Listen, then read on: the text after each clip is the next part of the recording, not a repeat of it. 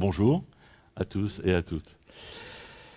Voilà, nous sommes dans une série de prédications que nous avons commencé dimanche passé où on regarde un petit peu Jésus qui est en discussion avec différentes personnes. Et dimanche passé, on a vu Jésus qui discutait avec un pêcheur frustré. Et aujourd'hui, avec un jeune homme, comme Jean-Luc nous a déjà parlé tout à l'heure. Et mon but au travers de ces différentes conversations est de pouvoir en tirer des choses pour nous, pour notre vie personnelle de chaque jour, quoi. Parce que peut-être que nous aussi, on a des conversations avec Jésus, des conversations personnelles. Voilà, pendant qu'on lui parle, dans nos prières, quand on lit la Bible, ou quand on réfléchit, quand on se balade en forêt, je ne sais pas comment vous parlez à Dieu, hein, voilà. Mais ça va. Ok, donc, et puis, voilà, mais on a différentes conversations comme ça qui sont dans les évangiles, et on va en tirer des choses. Et donc, il y a ce jeune homme qui, effectivement, était riche. Alors, c'est vrai que la richesse, aujourd'hui, il paraît qu'il y a eu de plus en plus de milliards de millionnaires et de gens très, très riches. Donc ça veut dire qu'il y a de plus en plus de gens très pauvres aussi, évidemment, ça marche dans les deux sens. Voilà. Mais voilà, on a parlé ces dernières semaines d'euros millions, machin, de cagnotte, etc. Voilà. Et puis si vous regardez la première chaîne de télévision, Money Drop, il y a une question que Laurence Broccolini, c'est ça qui s'appelle, pose aux candidats, aux nouveaux candidats. Quand ils arrivent, est-ce que vous vous rappelez ce que c'est, si vous avez regardé cette émission? Qu'est-ce que vous allez faire? Exactement. Qu'est-ce que vous allez faire des 250 000 euros si vous les gagnez? Parce que ça fait une somme quand même. Hein, voilà. Qu'est-ce qu'on va faire de tout cet argent? Alors les gens disent, je vais faire ceci, mon voyage, je vais faire plaisir à ma famille. Bref, voilà. Ok. Et c'est vrai que notre société accorde beaucoup de valeur aux gens qui ont beaucoup d'argent. Ok, d'accord. Parce qu'avec de l'argent, on peut s'acheter des tas de choses, maison, voiture, bateau, je ne sais pas trop quoi. On peut partir en vacances, on peut même payer des gens pour faire ce qu'on n'aime pas faire. Hein, la peinture, des choses comme ça. Toi, j'ai toujours un mot pour toi tous les dimanches. Voilà. Mais ça va, c'est parce que je t'aime, hein, c'est pour ça. Tu le sais. Voilà. Et donc, aujourd'hui, on s'intéresse à un jeune homme riche qui est venu voir Jésus et qui avait, comme on dit chez moi dans le sud, le pauvre. C'est pas toujours sympa quand on dit le pauvre avec un accent circonflexe sur le haut, dans le pauvre. Hein. Le pauvre. Qui avait deux petites questions à poser à Jésus et qui s'est pris une paire de claques, quoi. Voilà. Et on va voir un peu ce que Jésus a à lui dire. Mais visiblement, ce jeune homme avait répondu à beaucoup de ses besoins personnels parce qu'il était riche, mais il avait d'autres besoins auxquels tout l'argent du monde ne pouvait pas répondre. Alors on va lire le texte qui se trouve voilà, dans Matthieu chapitre 19. Alors un jeune homme riche s'approcha de lui et dit « Maître, que dois-je faire de bon pour avoir la vie éternelle ?» Pourquoi m'interroges-tu sur ce qui est bon? Lui répondit Jésus, un seul est bon. Si tu veux entrer dans la vie, applique les commandements. Lesquels? Demanda le jeune homme. Eh bien, répondit Jésus, tu ne commettras pas de meurtre, tu ne commettras pas d'adultère, tu ne voleras pas, tu ne porteras pas de faux témoignages, honore ton père et ta mère, et tu aimeras ton prochain comme toi-même. Tout cela, dit le jeune homme, je l'ai appliqué. Et que me manque-t-il encore? Jésus lui répondit, si tu veux être parfait, va vendre tes biens, distribue-le produit de la vente aux pauvres, et tu auras un capital dans le ciel, puis viens et suis-moi. Quand il entendit cela, le jeune homme s'en alla tout triste, car il était très riche. Alors Jésus dit à ses disciples, vraiment je vous l'assure, il est difficile à un riche d'entrer dans le royaume des cieux. Oui, j'insiste, il est plus facile à un chameau de passer par le trou d'une aiguille qu'à un riche d'entrer dans le royaume des cieux. En entendant cela, les disciples furent très étonnés et demandèrent, mais alors qui peut donc être sauvé? Et Jésus les regarda et leur dit, cela est impossible aux hommes, mais à Dieu, tout est possible. Alors, j'ai trois choses à vous dire ici. C'est que la première des choses, c'est, d'abord, il ne faut pas se vanter de sa propre bonté, de ses propres mérites. Vous voyez la question du jeune homme porte sur la vie éternelle.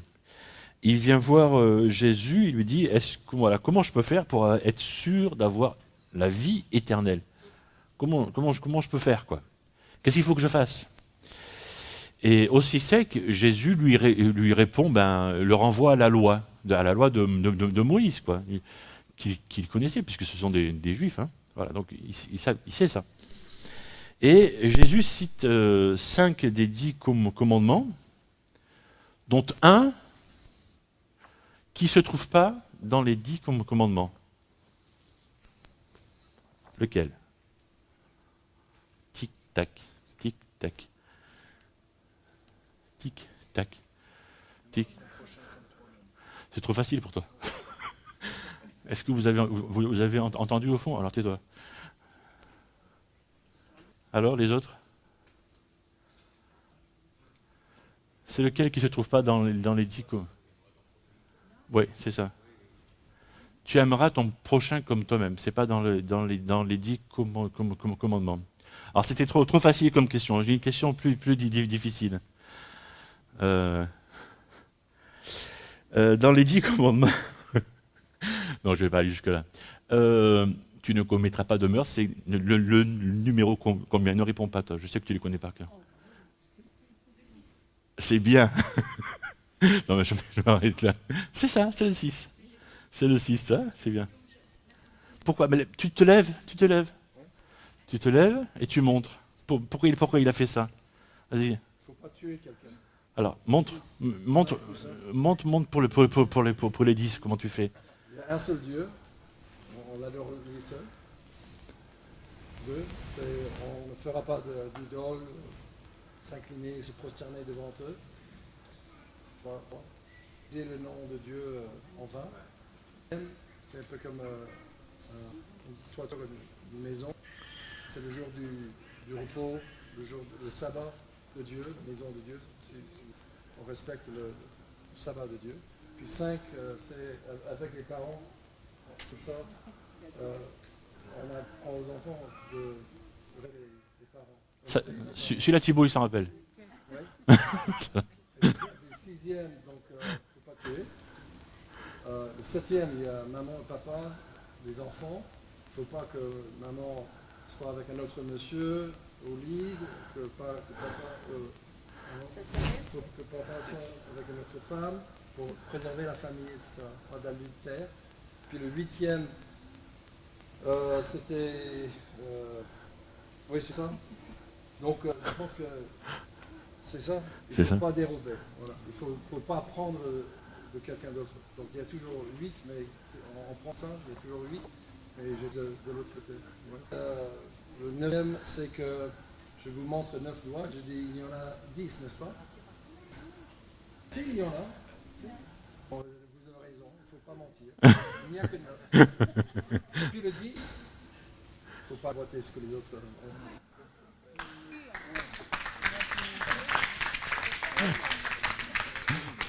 Comme quoi, les gestes. Hein. Et il s'en est souvenu en même temps qu'il faisait les gestes. Hein. Oui. C'est grâce aux gestes. Hein. Voilà. Voilà. Voilà. Le homme, quand Jésus le renvoie à la loi, dit ça.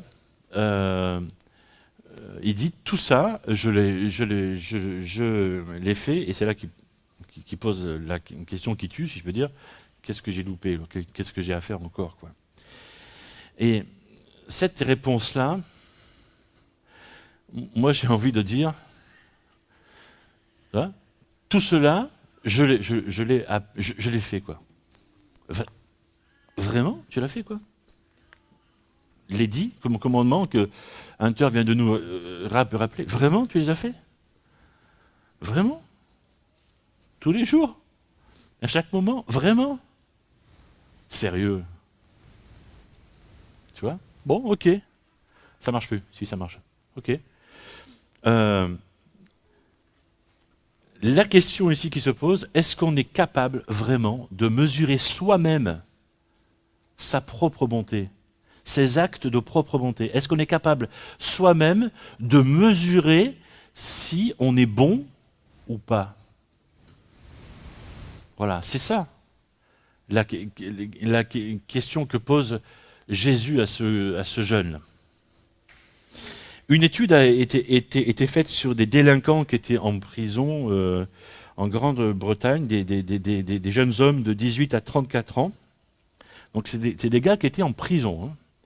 Alors pour des délits mineurs, mais ils étaient en prison quand même, pour de la violence, pour du vol. Ok. C'est pas trop grave, mais c'est grave quand même parce qu'ils étaient en prison, quoi. Ok. Et on leur a fait, ils ont été soumis à un questionnaire et ils ont répondu en toute honnêteté. Voilà.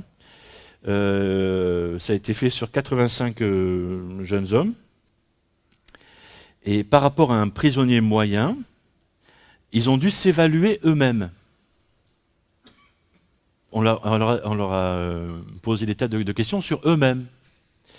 Et ils se sont évalués eux-mêmes comme plus moral, plus aimable, plus autonome, plus respectueux de la loi, ils étaient en tôle les gars, plus respectueux de la loi, plus compatissant, plus généreux, plus fiable, plus honnête que les hommes qui étaient à l'extérieur de la prison. Quoi. Prison. Donc mis en prison par la société pour des faits. Bon, s'il y en avait un ou deux, peut-être qu'il y a une erreur. 85 quand même. Ok. Alors, sur tous ces faits que je viens sur toutes ces caractéristiques, morales, aimables, autonomes, etc., voilà, ils se sentaient comme supérieurs par rapport aux autres, et ils se sentaient comme égaux par rapport aux autres hommes, par rapport au respect de la loi. Alors, prison. Tout ça pour dire que nous avons cette tendance à nous surestimer. On surestime. On se voit meilleur que ce que nous sommes réellement. Ou si vous êtes parent d'adolescents, ou si vous avez été parent d'adolescents, ça arrive toujours au moins une fois, ça, dans la vie de votre ado, et que vous lui demandez, mais tu veux pas me donner un coup de main pour débarrasser la table, tu veux me donner un coup de main pour ceci, pour cela? Il dit, mais attends, j'arrête pas de t'aider. Ah, c'est quand la dernière fois que tu as fait quelque chose dans la maison? Puis tu te rappelles pas, au mois d'août 2013, j'ai tondu la pelouse. Et puis le mois passé, j'ai été sorti les poubelles, quoi. Tu vois? Mais pour lui, c'est beaucoup. Ou pour elle.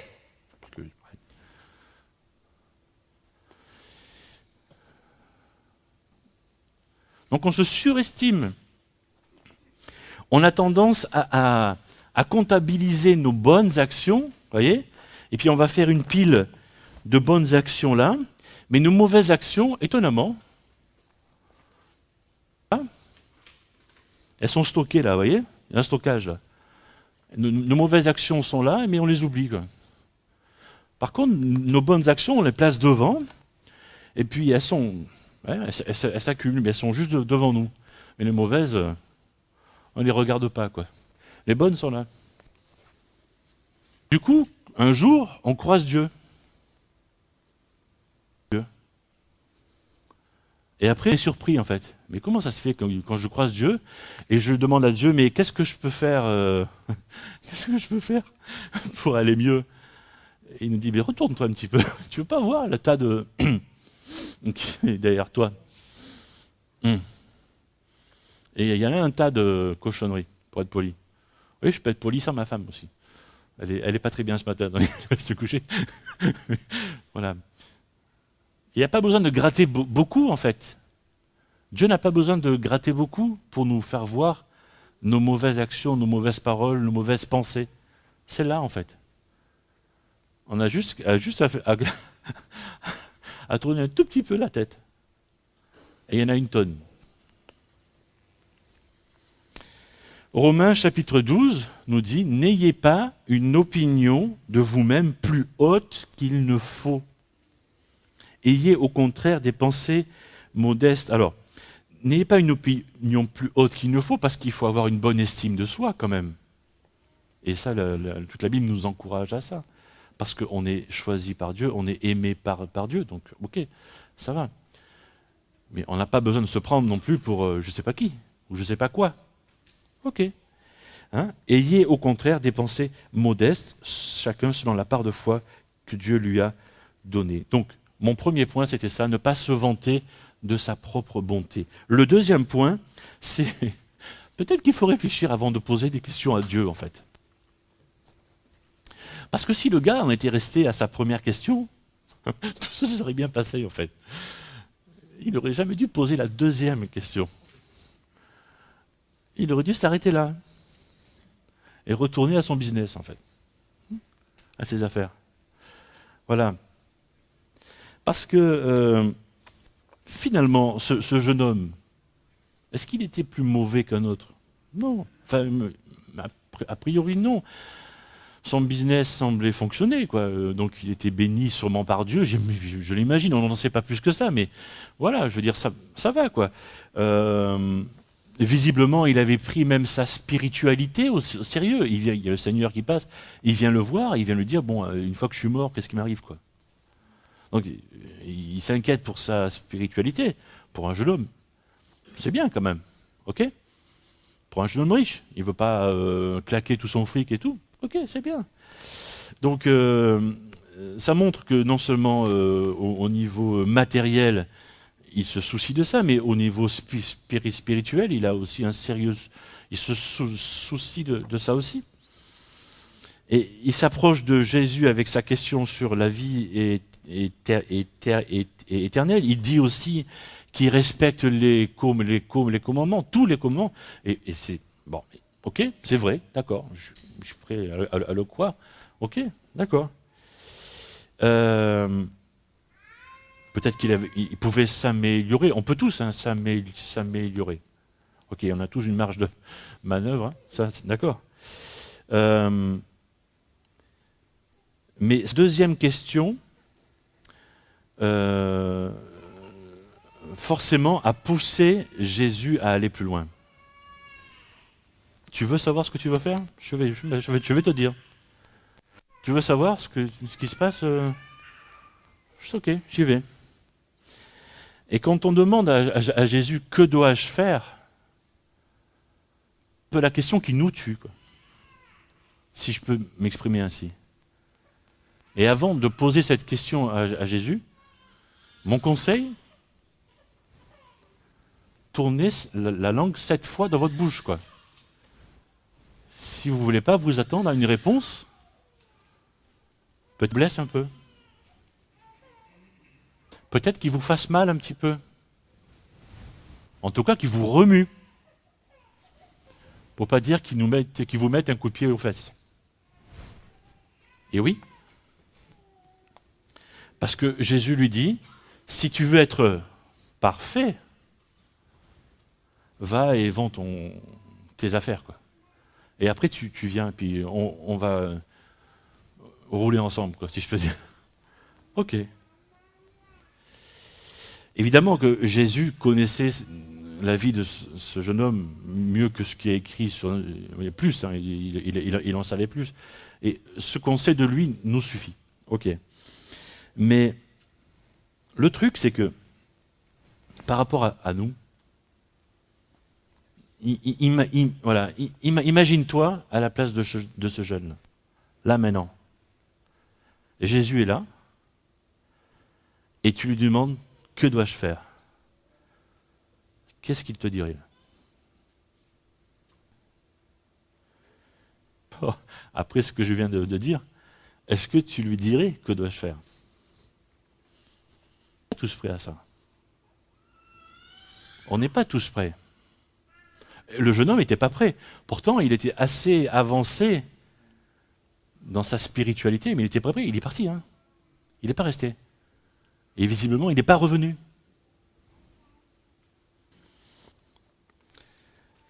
Si tu veux poser une question, tiens-toi prêt à recevoir la réponse. C'est la morale un peu de l'histoire.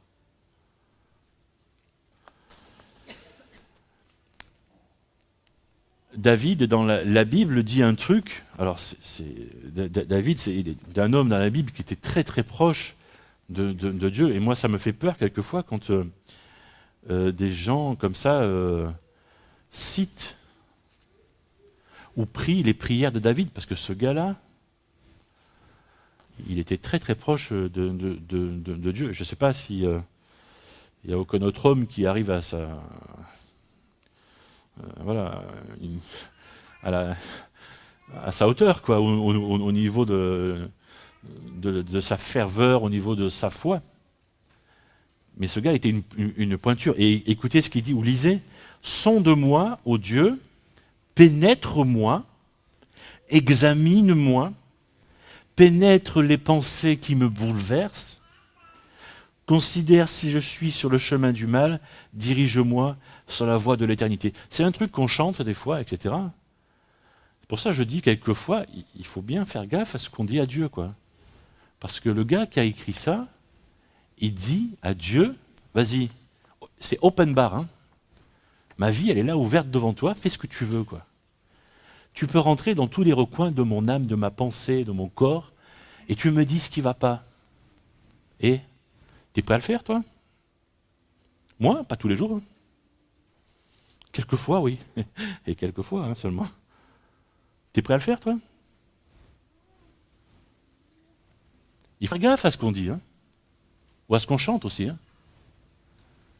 Il ne faut pas qu'on dise n'importe quoi à Dieu.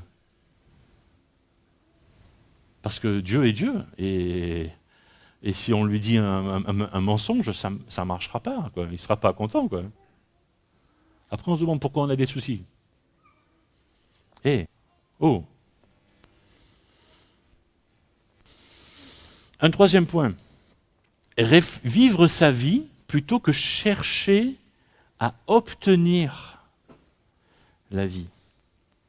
Parce que la question du jeune homme, là, c'était qu'est-ce qu'il faut faire pour avoir? En fait, ça, une question, c'était, il a transféré une question business sur la foi, quoi. Il a transféré une question business sur le domaine religion. C'était un peu ça, quoi. Comment je fais pour m'acheter ce bâtiment, ce terrain, etc. Tiens, à propos, comment je peux faire pour avoir? Ça ressemble un peu à ça. Ça sonne un peu ça. Dieu veut lui montrer, attends. Et mon gars, c'est autre chose, là. C'est autre chose. Ça ne marche pas pareil. Et Jésus est en train de lui dire, attends, qu'est-ce que tu vas voir? En fait, si tu crois en Dieu, si tu le sers, puisque tu vis les commandements, la vie éternelle, mon gars, tu l'as déjà. Vivre. Attendre la mort. Tu es en train de la vivre. C'est ce que Jésus est en train de lui dire. Alors, puisque tu es en train de vivre ta vie éternelle, d'abord, n'attends pas ta mort déjà. Ta mort, elle viendra, sûrement. Ça va, tu as le temps, puisque tu es jeune. Mais vis ta vie correctement, et vis ta vie selon ce que Dieu te dit de faire. Et justement, à propos, ces trucs qui entravent ta relation avec Dieu, et boum. Jésus lui dit, c'est ça. Il lui dit, la vie éternelle, tu es en train de la vivre déjà. C'est la vie maintenant, déjà. Et c'est ce que Jésus nous dit aussi. Si tu as fait confiance déjà à Jésus pour conduire ta vie, tu es en train de vivre ta vie éternelle. Alors je suis d'accord, la vie qu'on vit maintenant, on est un peu cassé. On parlait santé hier avec Jean-Luc pendant qu'on prenait l'air. C'est vrai qu'on est tordu d'un peu dans tous les sens. Hein. Voilà. Mais parce qu'on a des choses à vivre, on a des choses à apprendre. On est en train c'est peut-être l'apéritif de la vie éternelle, si vous voulez, pour pas les repas toujours. Ok, ça va. Le problème n'est pas de savoir si on a la vie éternelle. On sait que quand on fait confiance à Jésus pour conduire notre vie, la vie éternelle est là. Ok, on passe à la suite. Maintenant, ce qui intéresse Dieu, c'est ta vie. Et ce que tu en fais là maintenant. Et c'est ce que Jésus est en train de lui dire. Et c'est ce que Jésus nous dit. Et c'est ce que Jésus te dit. Qu'est-ce que tu fais de ta vie maintenant? Qu'est-ce qui passe avant moi? C'est Dieu qui te dit ça. Qu'est-ce qui passe avant moi?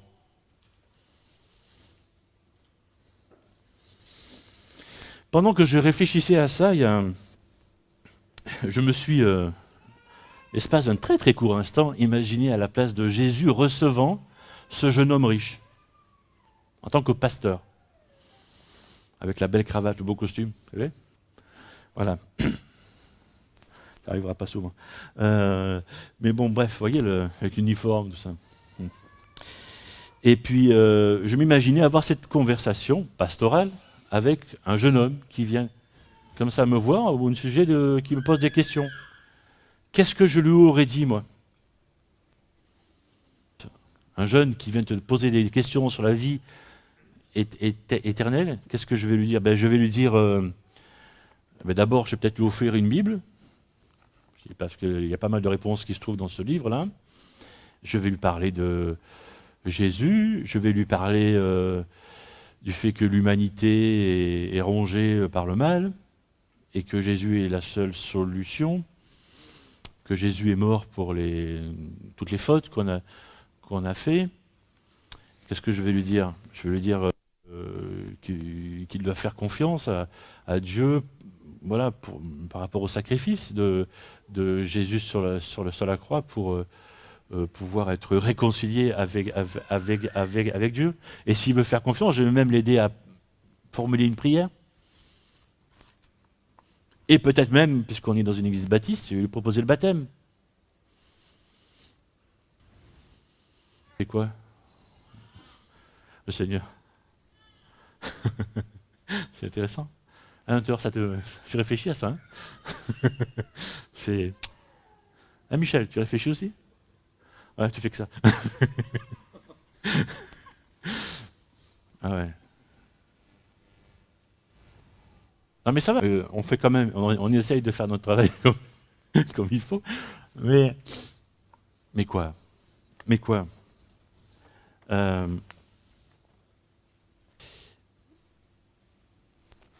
promesse de vivre éternellement dans la maison de Dieu est vraiment une source d'espoir. C'est ce que Jésus nous dit.